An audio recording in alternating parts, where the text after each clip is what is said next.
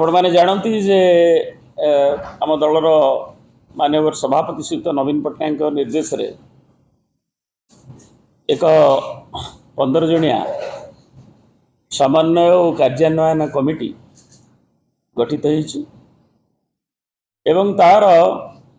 आज प्रथम बैठक आम दलर हेडक्वार्टर शंख भवन में ये अनुष्ठित हो जाइछि एवं से आम गहन वर्तमान जो मैंने अच्छा स्नेहिनी छुरिया आमर सुदाम मारांडी शारदा नायक अन्य समस्त सभ्य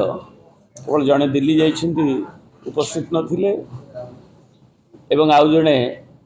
विलंबर पहुँचे बोली कही से आसुचे तेणु बाकी समस्त बसी आज पुंखानुपुंख भाव आम बिजु जनता दलर जो दल की ओडिशावासी जो भाव बहुल समर्थन दीर्घदिन धरी रही आसी शासन दायित्व भी थिला उन्नयनमूलक काम भी नेतृत्व नहीं आसूला नवीन बाबू नेतृत्व में आज विरोधी दल हिसाब से राजनीतिक दलर कार्यकलाप एवं तार ओडिशा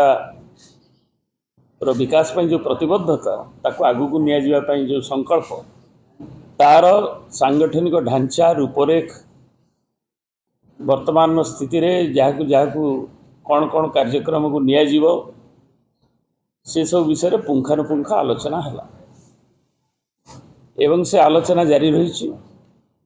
एवं से आलोचना विभिन्न दिगरु अनुष्ठित होइछि किभली भाव में ताकू करा जिवो एवं दलर मान्यवर सभापति अनुमोदन निमंत्रण अवगत करा जिवो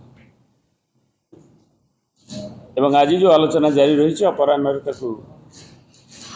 आगु को आहरी नियाजिवो एवं सभापति संगे आलोचना कलापर से आलोचना को जो रूपरेख दि जाइए तार कार्यक्रम को घोषणा करा